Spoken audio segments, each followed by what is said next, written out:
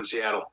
Absolutely. I hope people take you all up on that. I really hope they do. You know, in that regards, I want to ask you, gentlemen, something I've noticed this entire time. You mentioned like basically a media blackout, right? And what we've seen in our country of this massive censorship by big tech, by media. And, you know, the very foundation of our freedoms in America is free speech. And I never thought I'd see the day that this would happen in America. What do you think in regards to this massive censorship you've seen? Because, you know, how are people supposed to know that this is happening when the media is doing this? Yeah. So in Washington State, Attorney General Bob Ferguson, this was his brainchild, if you will.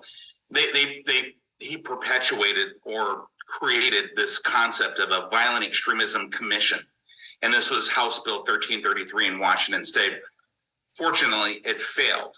But again, they're not going to stop. They're going to bring back. This is literally a bill that says this commission can label someone as being violent extremism, target them, arrest them. And again, you know what happens there. So now we're saying the law. We're using the law.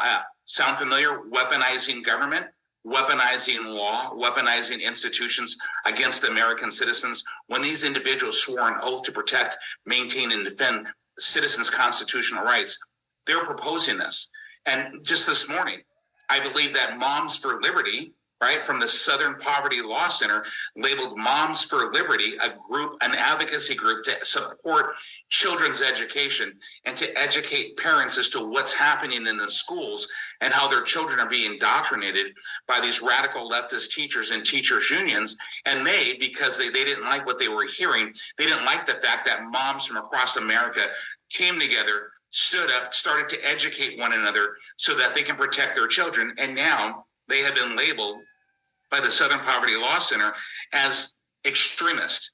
And that wasn't by accident either, because we know what happened a year or so ago, right?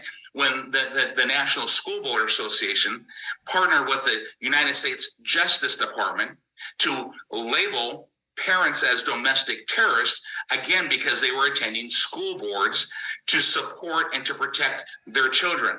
So now we have the Southern Poverty Law Center taking it to that next step to label them officially. And now let's just watch to see what the Justice Department's going to do, what the Biden administration is going to do, because now we're going to start demonizing parents who are trying to protect their children as terrorists or extremists. This is insane what we're seeing, because again, we have a Bill of Rights for a reason. That was intentional to protect the citizens of this nation. That's why we're a constitutional republic and not a banana republic. So we need to recognize what's happening. We need to stand together, and we need to rise up and start putting people in office who understand the value of the Constitution, who understand who they serve.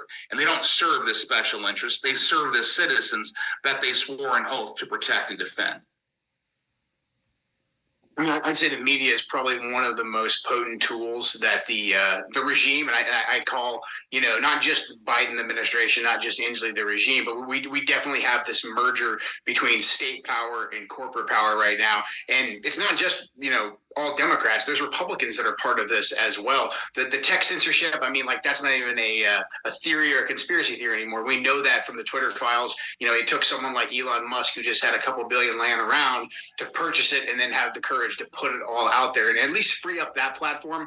And if it's happening on that platform, and you saw the merger between the intelligence community, Silicon Valley, to take down certain voices, essentially to conspire against the sitting president, and then everything that Simi just laid out with the Justice Department at every single level targeting American citizens. Again, meanwhile, our southern border is wide open. And so what's our FBI and DOJ actually doing? Well, yes, they're targeting people that are a threat to the current political power structure, which is just absolute insanity. I mean, this is not what we, you know, fought for our nation for at all. This is not the oath that we took to support and defend the Constitution. But that's just where we're at right now. In particular, for political candidates like Simi and I, that's why we appreciate you having us on the podcast. It's really tough for us to get, you know, even a minute of fair press press anywhere, especially in the Pacific Northwest. Like there's one or two guys. There's Lars Larson, Jason Rantz, Ari Hoffman. There's a handful, but by and large, most of the media here is very left leaning, and they're going to take one or two words we say out of context, or they're just going to make things up. There's a famous AP article that your listeners should go check out, where it basically says like, I'm a white nationalist, and if you get into the text, they cite